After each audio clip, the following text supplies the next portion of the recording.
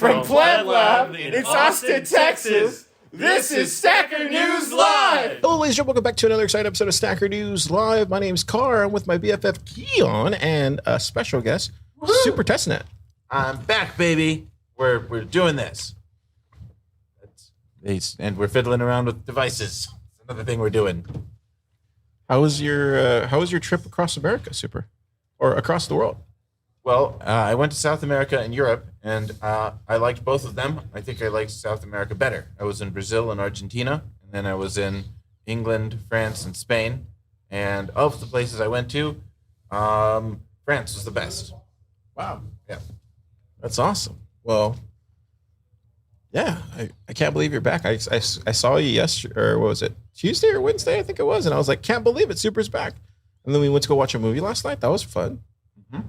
How was it? Oh, it was a great movie. Okay. I think the first one was better, but Super, what do you think? The first Ghostbusters was indeed the best Ghostbusters, but we watched the latest Ghostbusters film. Is this one have the women in it? The female Ghostbusters, or is this another one? No, it's a family Ghostbusters. There's like a family of Ghostbusters. Oh, now. fun. There's like a dad and a mom and 2 kids, and then they've got like a team of 8 other people who are also involved. Oh, cool.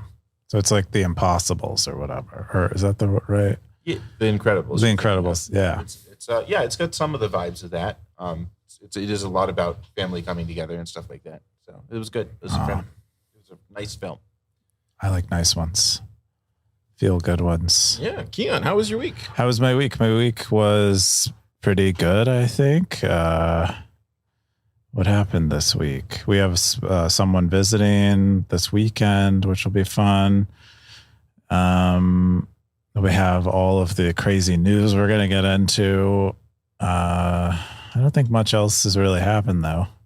That's pretty much my week. How was your week? It was good. Yeah. We have a lot of people visiting the lab this week because of Bitcoin++ happening. We'll talk about that later in the show. But yeah, a lot of people visiting. Vibes are high. We got the Core Lightning people working in here, so that's cool. And then the crazy week that it was. A lot of us are, still trying to think through a lot of it, and so we're gonna dive into it. I should start off by saying, like, this is just my opinion. I'm gonna speak for myself here, and I'm gonna speak for everybody. This is just my opinion, and everybody has their opinion on this stuff. A lot of the stuff that we'll be talking about today, personally, I'd just rather not talk about it. But it's in the top 5. We cover the top 5 stories every week. And quite frankly, like, if people are watching, like, this is still fresh in our minds. We're all thinking through this. There's not a lot we're still trying to grasp this, if that makes sense. It's so fresh. So with time, we'll know a little bit more. The first top story is Samourai Wallet founder arrested for money laundering. This is privacy territory. April 24th, 7's post, 100 comments, 11,100 sats. Keon, what is this? Yeah. The title kind of says it all. And most people have probably seen this story circulating because it's like all that anyone is talking about right now. But much like the mixer, the Ethereum mixer and the guy getting arrested for that, we have the Bitcoin version of it now, although, arguably, less custodial and more sets a more significant precedent than the Ethereum mixer. But both Samourai founders were arrested, one of them in Portugal, one in the United States, for running their mixer. Super knows a lot more about the details of Would you like me to say what happened? Samourai. Yes, please do. It's pretty much what you said. The guys who were running Samourai Wallet got arrested and charged with 2 crimes. One of them is conspiracy to commit money laundering on the grounds that they say they knowingly facilitated Russian oligarchs' use of Samourai Wallet. And then the second count was operating an unlicensed money transmitter. They say that Samourai Wallet receives funds and then transmits them to others without doing KYC on users, and that's illegal money transmission. So those are the 2 counts. What do you think? Keon? What do I think? Well, I don't think the second count will hold up unless we're going to redefine money transmission, because money transmission, by most definitions that I've heard, involves having custody. And as far as I know, Samourai servers never take custody of funds while they're in transit. So it's not like, it's not like people are handing them cash and it's all getting sat on a table, Samourai's table, and then they're mixing it around with their hands and people have to trust them, and then they're handing it back out. They're just helping these people coordinate. I mean, the server is called a coordinator, and that's really it. They're like a matchmaker for people who are wanting privacy, some of whom are money launderers, according to this indictment.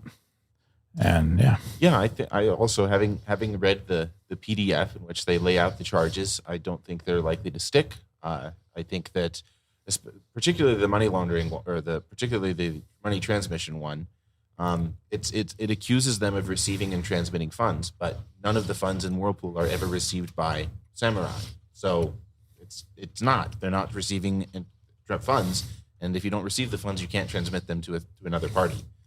So I don't think that can stick. Of course, we'll see.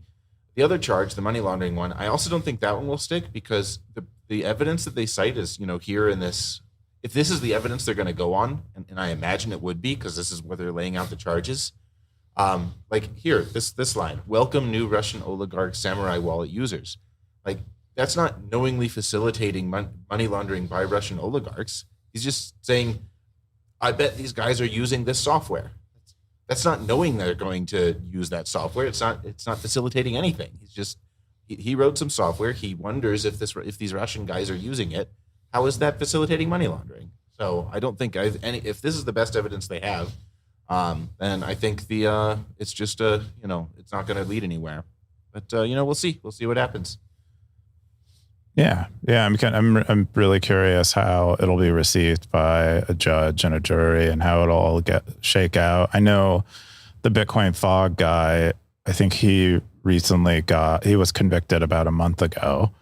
And that is going to appeal soon, I'm sure. But, I wonder this stuff gets so technical, and the distinctions here between custodial and not, and what constitutes what. I don't have a bunch of confidence that it's easy for people to understand, but hopefully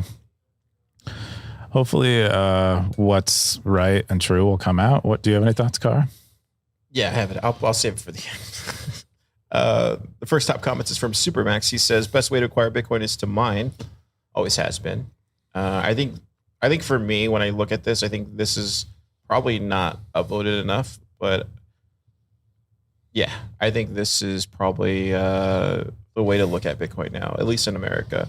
We were talking about it earlier, but this is an attack on innovation in America, and I think a lot of it's coming is infiltrated money from the East, entering its way into the government, and these kind of hammers are coming down. And I don't know why they're trying to kill America. I have no idea why they're trying to attack America. I have no idea why they're trying to kill innovation in America. But somebody needs to, whoever's listening to this, needs to go and investigate this stuff. This is an attack on people like all of y'all here at Plub Lab, just trying to make cool tech, because you fundamentally believe that Bitcoin's going to potentially save the world, save humanity. There's a lot of stuff there, but I think the overall message I'm trying to get across is like, this is an attack on America, an attack on America of innovation. And I don't know who's listening right now, but somebody needs to think long and hard about whether this should be investigated with a committee or a hearing or something inside our government, because this is entirely coming from a certain administration and a certain group of people inside our government. And this is just like, this has gone too far at this point. Like, you're literally talking about people who are just trying to make code, like just trying to, run their own companies the best way they possibly can with the type of information that's out there that's very obtuse at best, right? Like, anyways, those are my thoughts. That's all I got. Oh, I mean, I was shocked to hear, You implicated the East and who else is it coming from? Who else is it coming from? The people who want to defend their their currency that gives them power around the world. Come on, man, follow the money. Like all that money is like. Do you just say I'm childish for disagreeing with you? No, I'm saying like. I said, just follow the money where this is coming from. Like a lot of this money is coming from China. It's coming from China and it's infiltrating. I don't see the trail though. Dude, somebody to follow. Anyways, maybe the trail is kind of hard to follow because they're mixing it with Samurai. Anyways, these are my crazy thoughts. I just wanted to point. I was just surprised by that. I wanted to say I was surprised. I started off at the beginning of the show. I said, "Hey, man, we're still good." I was wondering what the huge preface was for. Hey, everybody has an opinion. This is just my opinion. Don't hold me to it. I might change it an hour from now. So I'm just saying, like, yeah. Peter Todd says the Bitcoin community should be getting prepared politically by setting up legal defense funds, including for present cases, as well as setting up lobbying organizations. The tendency of Bitcoiners to just say, politics is just gauge is deadly. You can't avoid politics with code. You can gain some power, but not enough to resist all politics. There you go. Yeah. I mean, this is something I've heard Peter say over and over and over again. And it seems like he's pretty upset by the like narrative or attitude that he sees commonly represented among Bitcoiners that like governments they practically don't exist. And they actually have no ability to make any change or get you to do things. And it seems like Peter has a differing opinion there. Any thoughts? I like politics and I like getting involved in politics. I also like writing stuff that they can't stop. And so I hope to see both of those. Like get involved in politics if that's your thing, and do some fighting there. But also, some of us also like to try and write stuff that they can't stop, and I think there's a place for both. Yeah, I think it's likely to be more effective than politics in many ways to have tech that a government can't choose to destroy if they want to. But unfortunately, we have very few examples. I think like well-working examples of that. Bitcoin is one, and that is maybe the best example. And it's so threatening that you can imagine they might put extra energy into putting an end to it. But, yeah, I mean, I think when you get into this kind of realm, this goes back to what I just said right now. This is why people should be investigating inside our government what's actually going on there. Like, who in their right mind is going to go after innovation in America? Like, why would you stop? Why would you impede innovation in America? Like, Bitcoin is fundamentally like a once in a millennia type of technology, and you're trying to stop innovation in America from it. And we'll get into more news, like what's going on. Like, but that's what's going on. They're like attacking America, and they're stopping innovation. So what's going to happen in that respect? People are going to leave. Innovation's going to go elsewhere. Like, this is what's going on, dude. I think they're scared. They don't want to lose control of the money, and Bitcoin represents a threat to their control of the money, as it should. At the cost of America? At the cost of America? Yeah, I think they're willing to sacrifice America in order to stay in power. Yeah, and that's all I'm saying is like somebody needs to investigate what's going on, because like there's patriots inside of these agencies. There's patriots inside our government. There's patriots that are politicians. Not all of them are actually acting very patriotic right now. That's all I'm saying. Like this should be investigated. Somebody should be looking at our own government to see what's actually going on, if there is actually infiltration from nation states. Like, I'm being serious about this. Like, somebody should go and do this. I mean, it's not just, let's just like get a legal defense on it. No, bro. Like, go and find out what's going on in the cesspool that is well, you need to fund that with legal people, but presumably. Like, come on, Reid Hoffman. Like who else is out there that believes in Bitcoin like at this level? I'm just trying to say, like, if you want America to die and you want American innovation to lose its holding power in the world, then you're gonna let this continue, because all you're doing is deterring the next bright mind to come work on Bitcoin and this life-changing technology that could literally possibly save the world. I mean, well, I think some of this is designed to slow down Bitcoin's innovation and rise, and give them time to release a CBDC that they think competes or something. I think, that's the best you can hope for if you're them, I think. I take a lot of inspiration from the civil rights movement, where they, in order to do evil things to people that they didn't like, they threw good people in jail and stuff like that. But the good guys won out in the end, and I think the same thing can happen here. They can't fight justice, or they can. That's not true. They can fight it all they want, but justice will win. Yeah, that's well said, Super. I mean, yeah, if this keeps continuing, like it's you're going to be on the wrong side of history, and you're going to be on the history that says at the bottom that says who killed America, and it's going to be those people and those groups that are going to be tied to it. Who tried to save America is going to be the Bitcoiners. That's all I'm saying is like, do you want that? Whoever's listening, do you want that to happen? And I mean, it's all their Bitcoiners listening. So, anyways, that's the top story this week. Again, I'm just a dude with an opinion who's upset. Siggy had something to say, didn't he? Yeah, the other one I want to mention really quick because I think Siggy, I guess, has said multiple times he's a lawyer. So he had a retired lawyer. He had a post about money transmitter and the definition of it and the indictment, and he kind of came to the conclusion that this is quoting Siggy. He says, putting aside the mixing aspects of the Samourai wallet, the indictment clearly considers the act of owning and the wallet a violation of the law because it operates without a money transmitter license. This is still Siggy talking. I'm not saying the U.S. government would choose to prosecute all wallets, custodial or otherwise, but it's clear that they believed they could, end quote. What do you think about that, Keon? Yeah, I mean, it does sound like that. It sounds like whether your wallet is non-custodial or custodial, they're going to come after you and put you in jail and make you go through a trial that will bankrupt you.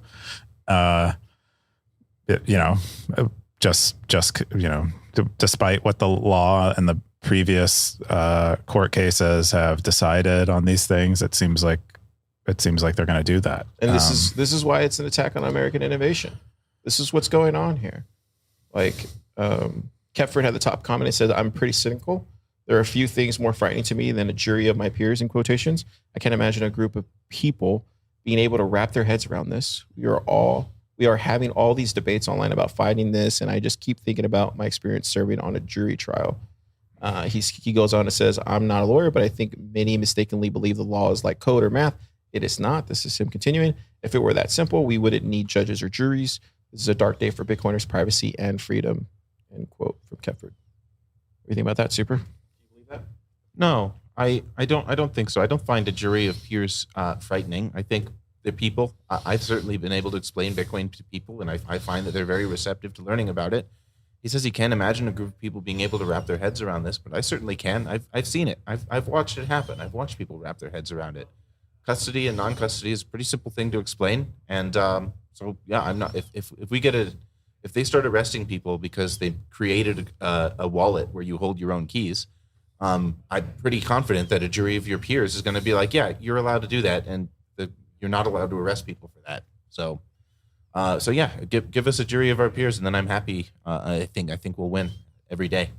Yeah, like this, and the reason I say this kind of stuff is because, like, imagine if they would have stopped the innovation that was happening with the early web, right? Like with like PayPal and a lot of those 90s companies. Imagine if they would have stopped that. Like, if all these people would have been together, it's like, oh no, we can't have the yellow pages on the internet, Keon. Like, how are they? Or well, we can't have the New York Times on the internet, or we can't have newspaper. Oh wait, we can't have, like, name a dozen other things that these things had periods like this where the government did they arrest these people? I'm not familiar with any cases, but I would guess they have. I would guess around every paradigm shift there are people that get targeted. I mean, just like, what is it like?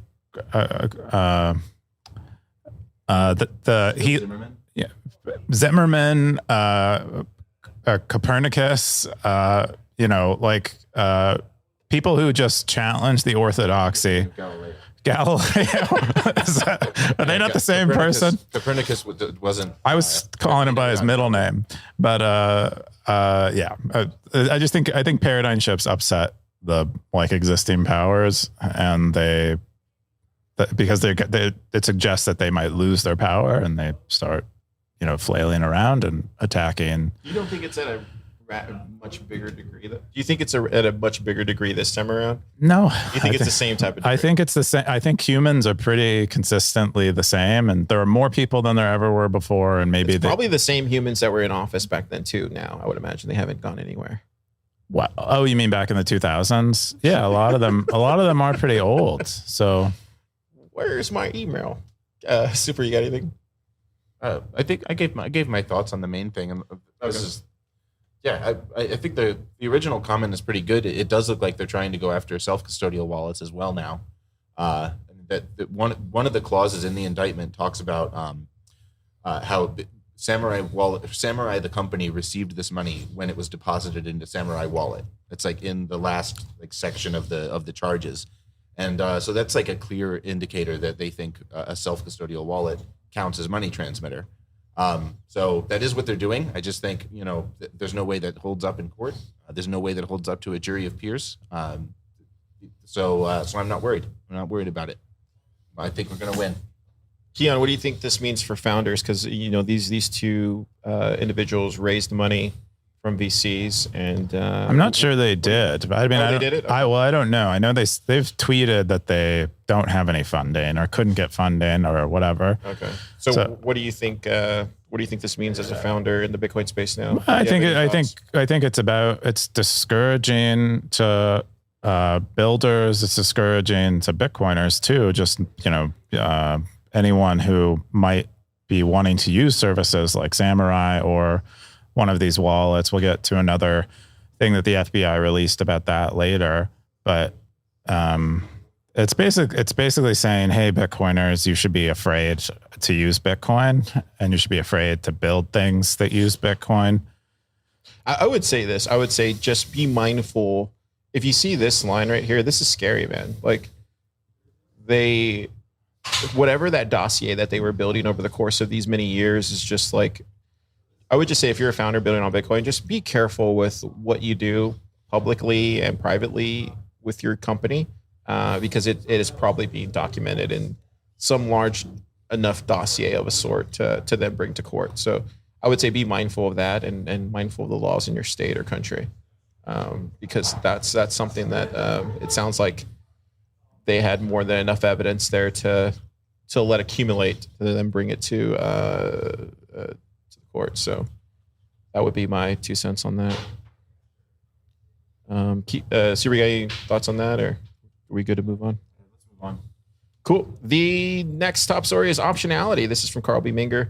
Bitcoin Territory, April 20th, 20 comments, 14,000 cents. Keon, what is this? Yeah, this was a cool post. I actually covered this in last week's newsletter, but Carl talks about optionality and the benefits of maintaining optionality. And he specifically focuses on a few areas where he thinks optionality has the greatest benefit, and a few of them are right there.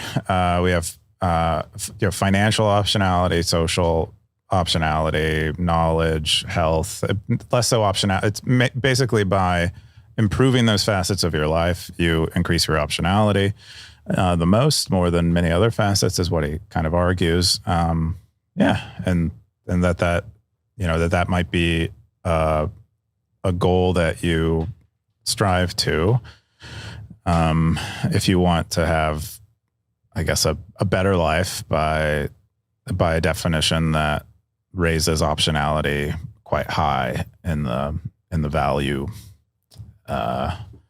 axis. I think sometimes people use the term optionality as a synonym for what I would call freedom.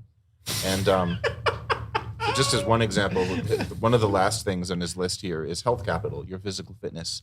Like a strong man has more freedom to lift up items than a weak man, because there's more things in that category that he can lift up. And I think he's sort of talking about that under this title of optionality. I think it's a great point. If you have good health and good knowledge and all that stuff, you're a freer man than if you're a weakling and stupid. So be a better person, and you'll be more free. You'll have more options. Cool. Carl B. Minger, that's awesome, man. Keep it going with these. Boom, make it zap. Yeah, I don't really got any thoughts on that, to be honest. But okay. Yeah. The next top story is how would you plan an extended backpacking trip? Well, gosh, we have the guy to ask here. This is an Earth territory from Fabs, 82 comments, 5,640 sats. I already know he's going to know the answer, but go ahead. Well, this is less about like backpacking around the world, as far as I can tell, and more so camping, hiking type of backpacking. Glamping? No. Exactly the opposite of glamping. He doesn't want to glamp. I just heard about glamping this week. Oh, for those who don't know, glamping is glamorous camping, where you get a really nice cabin or a nice camper, and you got all the amenities. That goes glamping. Oh, most people go glamping. They go camping. They don't go camping. No, they go glamping. Logan, do you go glamping? I live out of a backpack every day, but I don't camp as much. Sometimes I've lived in a tent. That kind of counts as camping, but then I'm like in the city, and so I take the bus everywhere. So it's not what he's doing. But yeah, if I was going to go on a backpacking trip, I would Google articles about what other people have done and then follow their advice. And I think there's plenty of stuff. There's plenty of resources on that. So I don't think it would be hard to do. I wonder if it's like a kind of a fear thing. It's like, but I'm afraid. I don't know what to expect. Well, he says that here is where he's not like a wing it type of person, and he needs a plan. That's how he kind of gets square with doing something new, as he feels like he understands it really well and can kind of predict everything that happens. Some of the initial comments I saw talked about doing short backpacking trips. Start small, do a couple of days before you do a week, and he wants to do 2 weeks eventually. I think that's great advice. Anyone can do 2 days, right? I mean, you don't even need to bring stuff for 2 days. So if you do bring stuff, then you'll find what you're using, and then you can go longer based on identifying the things that are really useful for you in these trips and ensuring you have those. Yeah, building up experience over time. I think that's a winning strategy. But there is a lot of good comments in here from people who have done it quite a bit. Like one of them is Darthcoin here, who writes, in line with his like Lightning or Bitcoin guides, kind of breaks it down. And I think Darth has done a lot of this, especially in seeking out his Citadel. Oh, that looks awesome. That does look pretty awesome. Is that where he's living? I don't know. Okay. That's what the nice thing about backpacking trips is you don't really live anywhere, but all of those places are where you live. So. Doesn't look very green. He said it.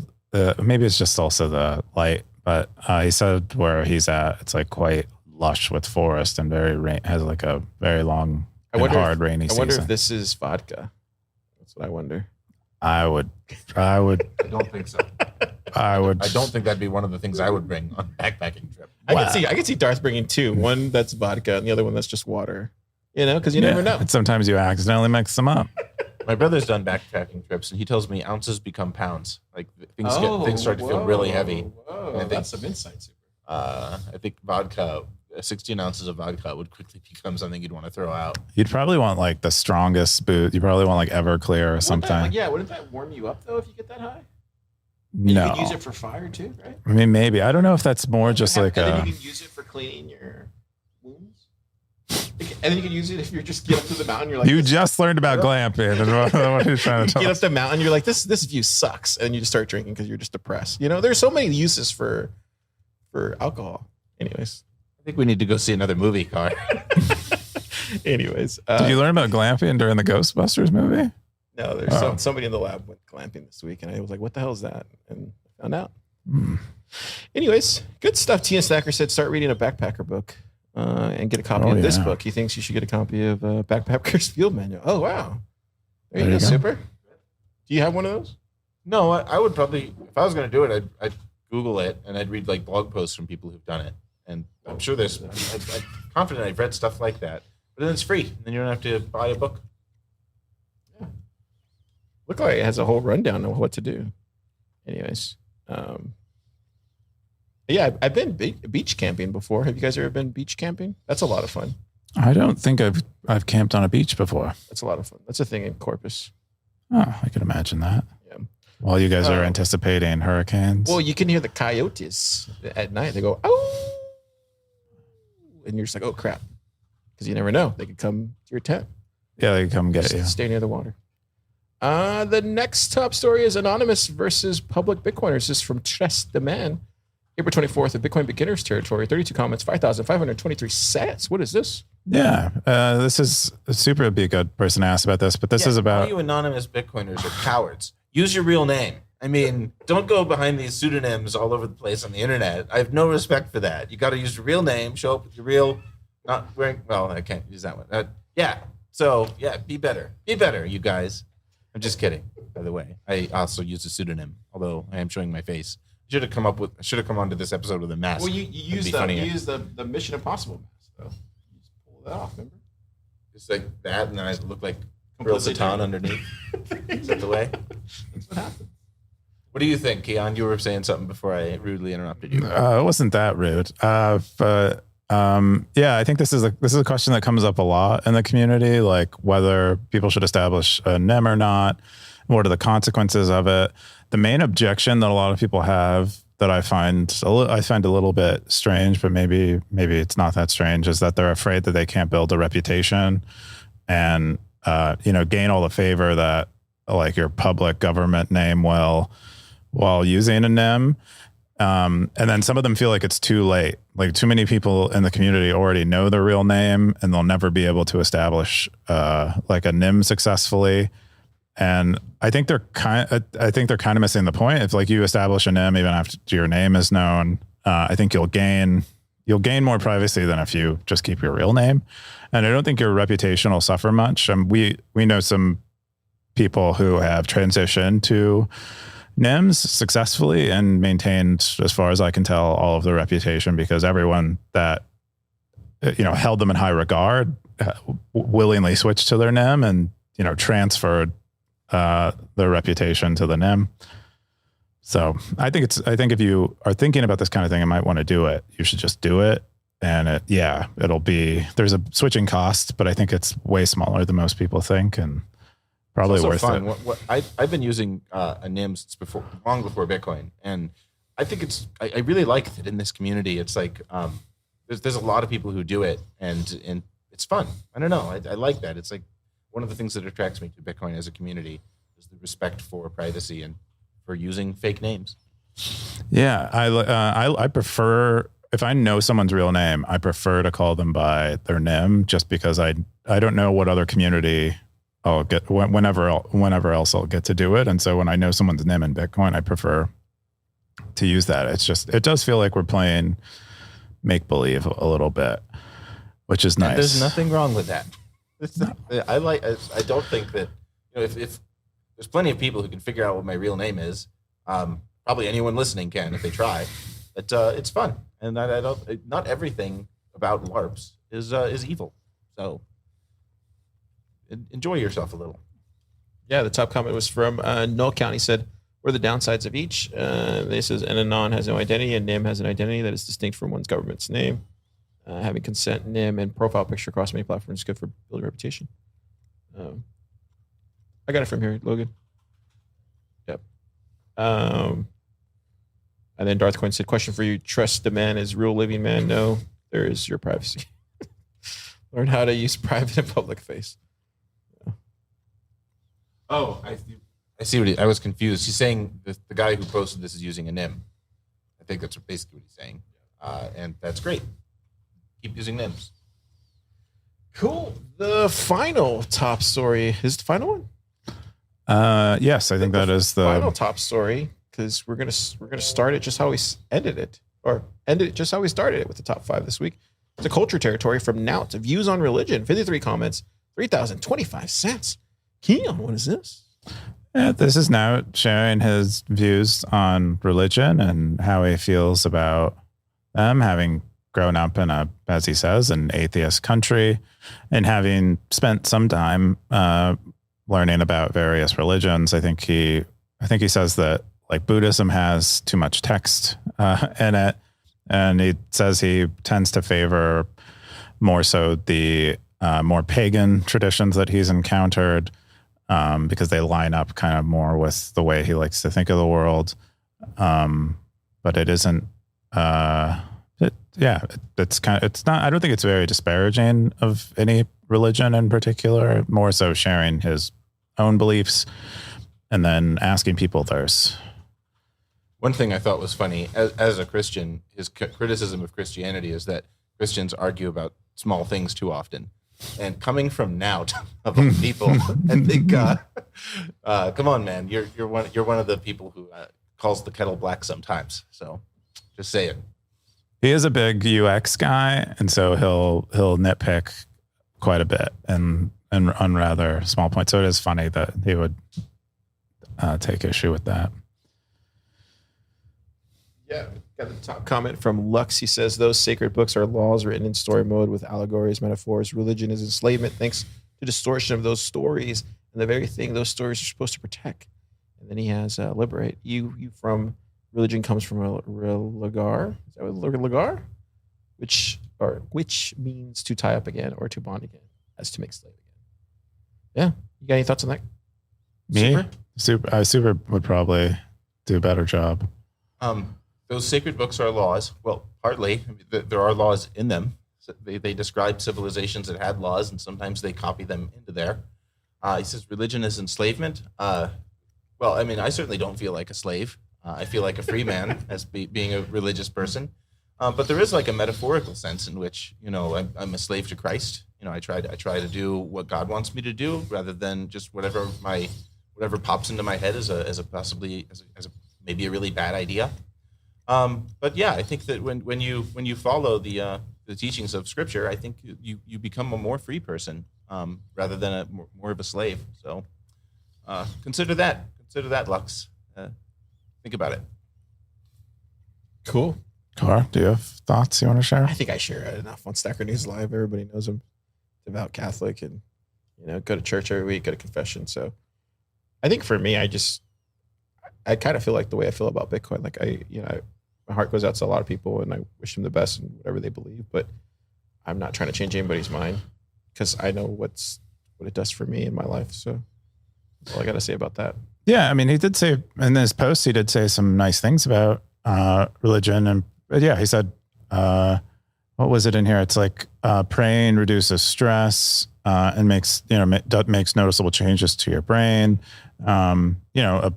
Secular benefits of religion are described here by him. And I think that's, so he's not, I don't think he's being disparaging, even if some people in the comments are. Yeah, I think it's funny whenever like people bring up religion and around people who are also religious, they think that we're going to get upset by it or something. Like I could feel more confident, comfortable with it. So it kind of, to me, it's more of a drum for them to bang on than it is for me to does that make sense? Super, am I making sense? Do you know what I mean? Like I'm more at peace with it, I guess. Sorry, I was thinking about arguing about small things again. So I didn't hear what you said. Nah, it doesn't matter. Yeah, that's just, I think you heard what I said. But yeah, I heard what you said. I think that is fair. I think if you believe something strongly, you don't feel a need to change someone else's mind or whatever, or feel attacked by them not sharing your worldview. So yeah, keep them coming now. We love it. And nice placement in the culture territory. And then we're going to jump into some meta. There we go. That was the top 5. It wasn't that hard. See, guys? It wasn't that bad. Yeah. We got some meta here from Dave Bradley. He's doing an AMA. What'd you think of this one, Keon? Yeah, this is a great one. I wasn't super familiar with Dave Bradley. I didn't know he had co-founded Bull Bitcoin, but apparently he did. I'm surprised. I don't think I've seen him around. But he also runs the Bitcoin Rodeo conference, and he is a self-proclaimed, I think, most handsome and intelligent Bitcoin entrepreneur in the world, is what he says. So that was fun to learn as well. I didn't know there were rankings like that. I wonder who's voting for them. Maybe that happens on one of the popular podcasts. Maybe it happens at Bitcoin Rodeo. Maybe it happens at Bitcoin Rodeo. Maybe it's like a pageant. I wonder what they do. I haven't been to that conference. I hope you have a good time there. Yeah, JP. Yeah. I guess JP is going to be there, according to the top commenter there. Oh, Bitcoin Rodeo. He's promoting JP being there. I asked him what what the best tip for becoming better looking, and he said that you just eat 2 steaks a day, which is pretty easy way to do it. I mean, if that's true, it's something I could do. It didn't say it's all it takes, but I mean, if that helps, I'm down. Yeah, right. Who doesn't want to be better looking and eat more steak? I mean, it's too good to be true, if you ask me. The next meta was from Texas Slim. Look at that. What do you think of this one, Keon? I thought this was great. I haven't spent much time studying the beef initiative stuff because I was really into this kind of stuff many years ago, and I don't like relearning things, rediscovering them sometimes. But it was really cool to have Slim on because I got to ask him some questions that I was curious about, like why focus on beef specifically was one of the questions I asked, and he had some thoughts about beef. The other thing was like, why farming and Bitcoin? Like, what is similar? Because they actually seem quite different on the face of it. You know, farming is a rather physical task on the earth, and a lot of proof of work though. Yes, so they have that in common. But I would say, I would not guess, except at a deeper level, that they have anything in common. But they do, and he shared that with us too. But there were quite a few questions in here. I don't think he had much. The questions came in kind of late, some of them, and I don't think he had much time. But he seems to be rolling back in and answering them. Cool. Yeah, Texas Slim was responsible for a lot of the meat stuff. Like I think he partnered with the meat mafia early on or helped them. So like I think Slim was a big, movement of the whole meat movement in the Bitcoin space. So that's off to Slim for staying a legend. Hopefully he's not laundering any cattle for the meat mafia. And then we're gonna get into our own post now. Is this yours, Keon? Yes, that was one of my favorite picks. But it's a blog written by Robin Sloan, who is a fiction author who happens to also code a little.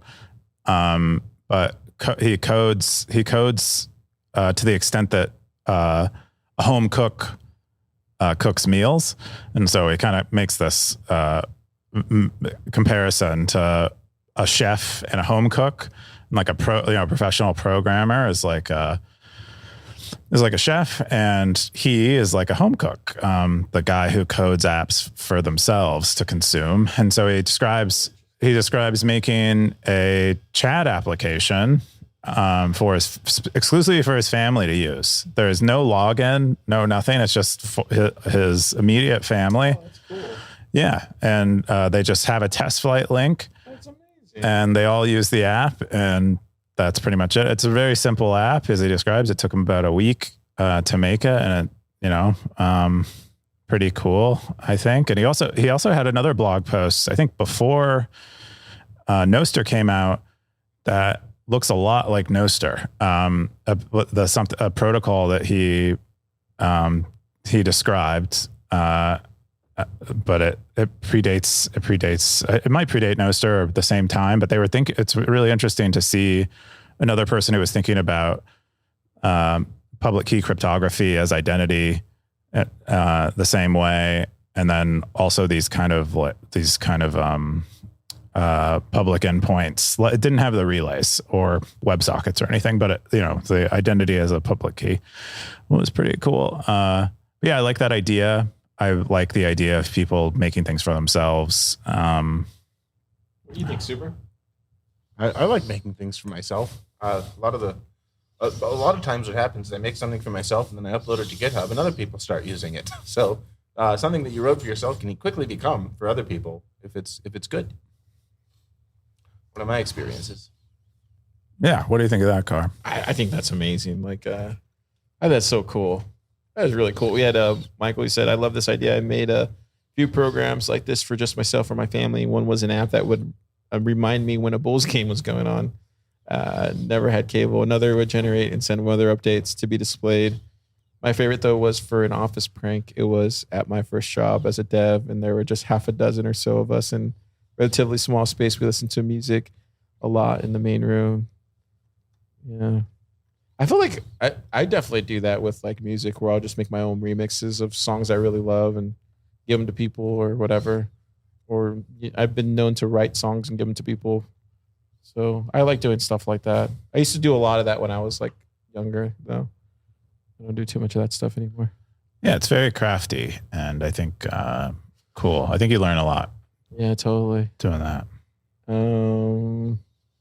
Cool. We're gonna get into my stories. As you know, they're gonna be a little bit more doomerish.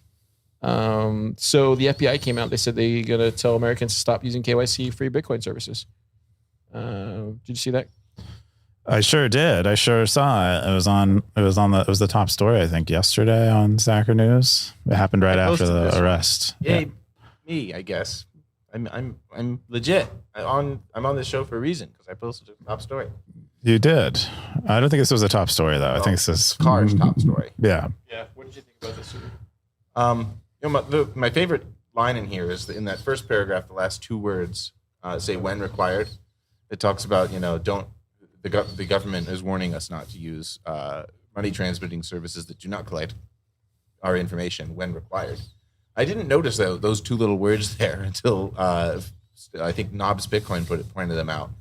Yeah, I think this is exactly what I would expect a government to say. Like, please don't use privacy tools. Please use things that give us all your information.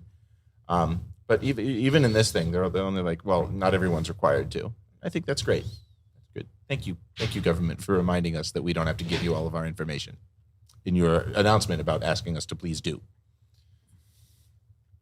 Yeah. Any thoughts, Ken?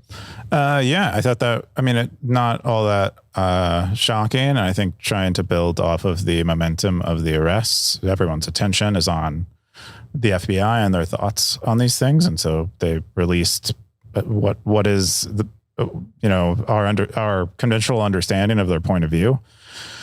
And yeah, so, a good use of the public's attention, I think, for their benefit, taking advantage of the kind of hysteria around the arrests.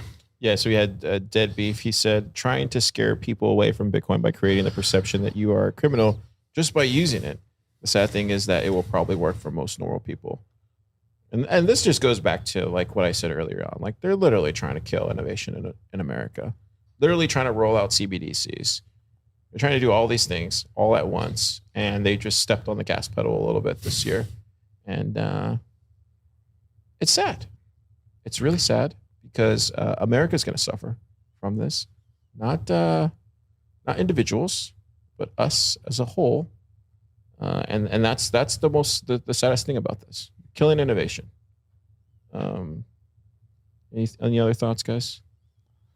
Look, you guys are winded already at this point. No, I think the only other thing we might discuss on this topic is that the Phoenix wallet is pulling off of the app stores in the United States. That was a story that was just released today. Oh yeah, that's right. Yeah, that'll be on next week's.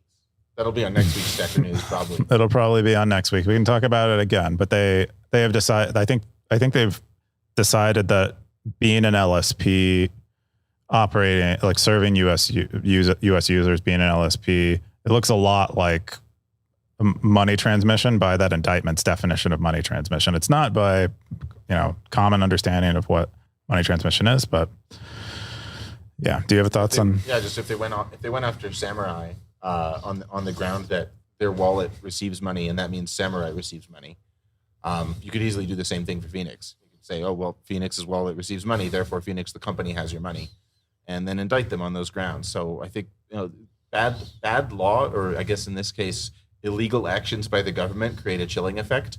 And we need to win in court, and then if we win, then I think Phoenix will be back. But in the meantime, just build stuff that they can't shut down.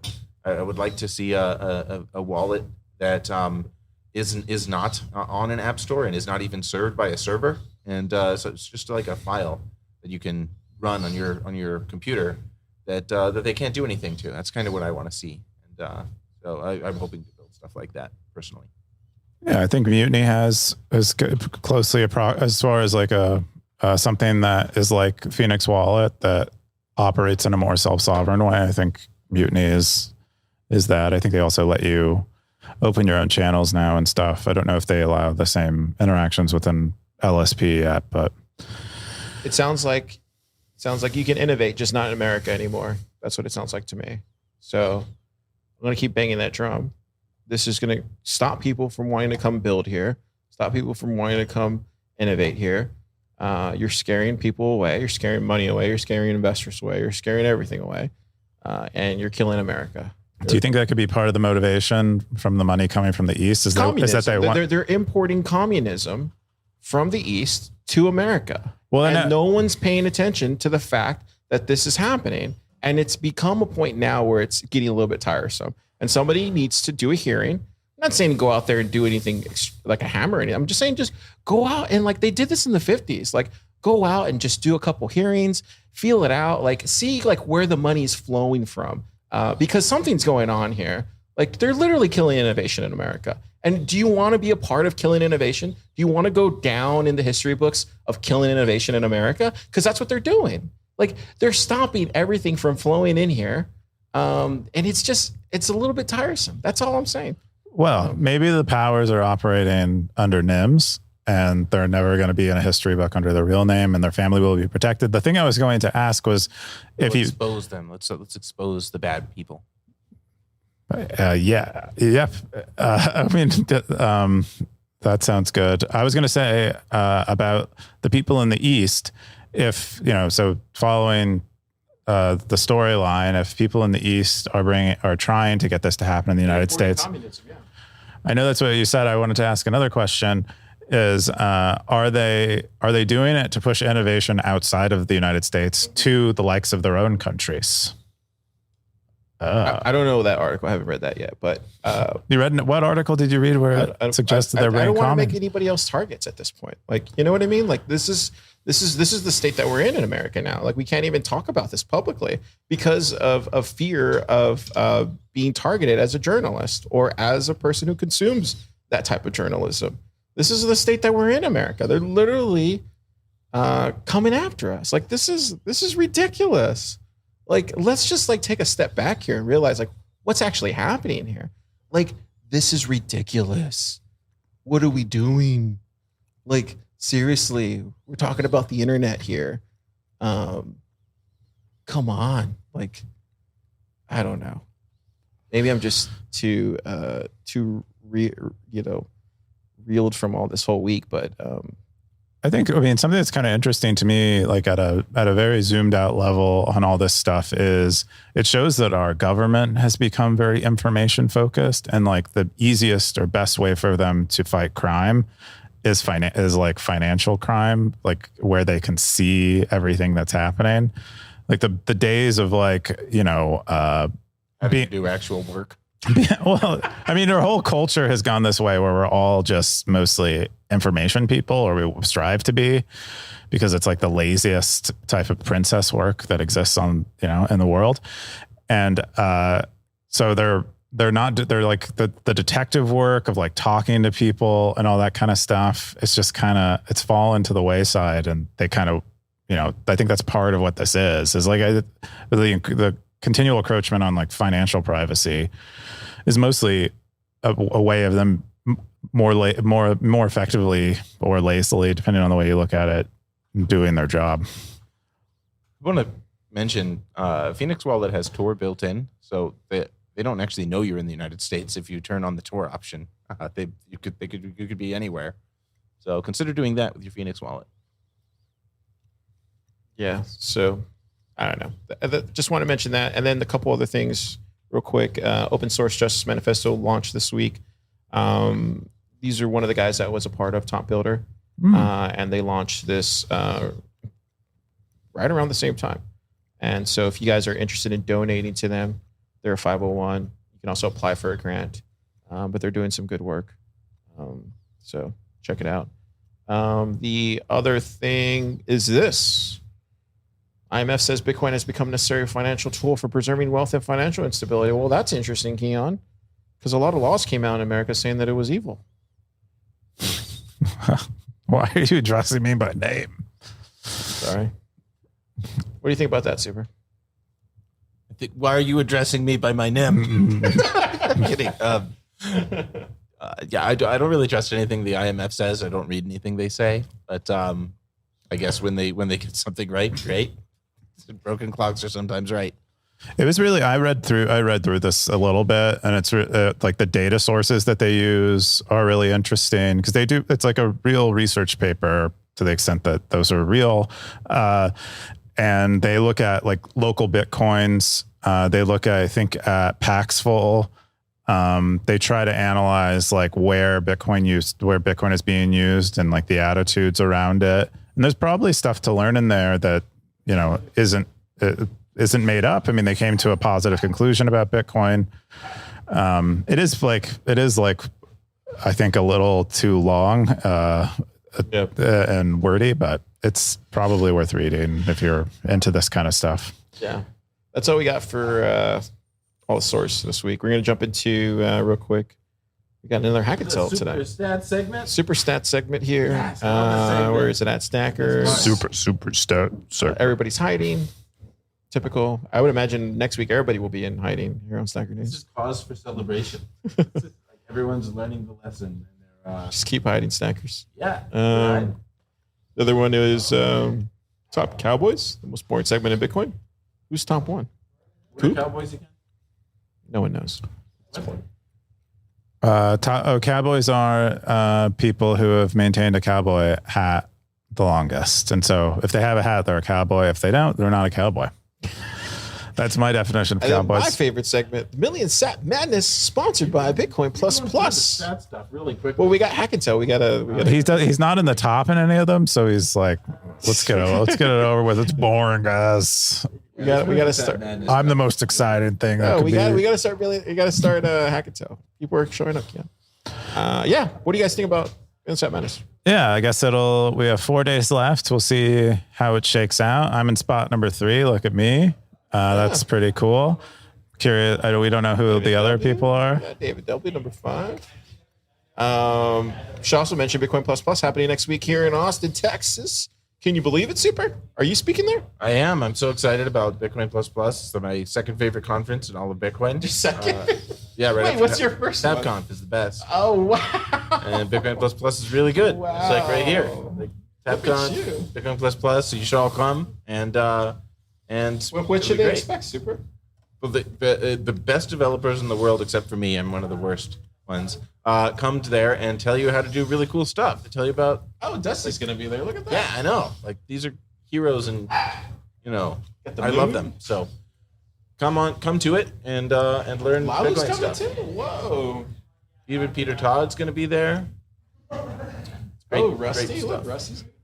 Yeah, we got some Taproot wizards. I'll be doing a workshop on coin joins, and that's kind of appropriate for this if you want to learn how to do coin joins and build your own Samourai. Yeah, I guess build your. Yeah, it's not a workshop on doing coin joins, but about making software that can do coin joins. Get your tickets now. They're still on sale. Let's see if they're still on sale. Are they sold out? Have they sold out?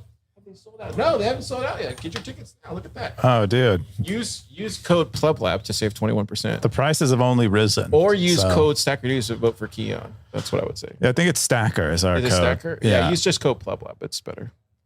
I mean, it's short. I think ours is a little easier to remember, so consider that when you put it in. Anyways, check it out. And I think that's all we got. Let me read the comments real quick. What are you doing this week, Keon?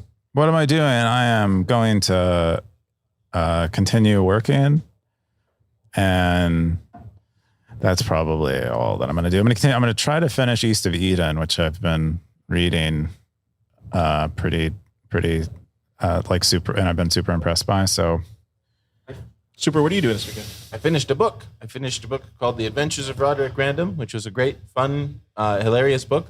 Entertaining, education. No, not educational, just entertaining. And then I'm going to start a new one called Wuthering Heights. Also working on my CoinJoin presentation and a thing I'm going to show at Hack and Tell tonight that might become a project soon. And I hope to work on some hedgehog stuff. Got presentations galore, and then I'm going to cross overseas again to do presentations on that. So I'm very busy, very busy. Nice. We got 117. He said, Zap, He said there's a guy on YouTube that does stealth camping and sleeps overnight inside of a traffic rotaries with lots of shrubbery. What's stealth camping? You guys know? Oh, it's like you're camping in like public places and like the middle of cities, places where you're not supposed to camp. Super, do you know more about this? No, that's a pretty good description. You go to places where you're not supposed to camp, and you camp there and try not to be seen. There you go. An example would be behind dumpsters, up in trees, on private property. But yeah, in public parks. Does them there. I don't recommend breaking. Oh, wow. Hi, Mel. Good to see you. I have a fan. Whoa, you have a fan, Super Testnet. Look at that. But yeah, yep. And then Bitcoin Bugle said we compiled so hard and it didn't work. Complied. Oh, complied. Oh, sorry. No, Bitcoin Bugle. If you do a couple of articles about non-compliance, it could be very funny. This is a good opportunity for humor for all of us. Stackers, you have yourself a great weekend. Stay vigilant. What are you doing this weekend? Vigilant. Car, do you have plans this weekend? We didn't ask you. We're doing a workshop tomorrow. Flipper Zero workshop. Here You're doing it, right? I think I am. Yeah, I am. I didn't know you were a Flipper Zero guy. Hey, I'm going to do a workshop on this thing too next time. So what is that? It's a card computer. Oh, It's Cars Computer. Oh, it's called card computer. It's called card computer, but it's Cars Computer, and we're going to learn about it soon. No, I think there's just more of importance now. I've been saying this, but now it's time to actually start doing it. But there's more importance now to opt out of a lot of these devices that we're currently using because it's the world we live in. So, anyways, stackers, you go out there this weekend and you find your happiness, and put all this Bitcoin stuff away for a little bit, just this weekend, and then come back and ready to work. That's what I would say. wow, powerful message. I don't know, Super. What's your final thoughts? Hungry. Cool, Keon. Zap.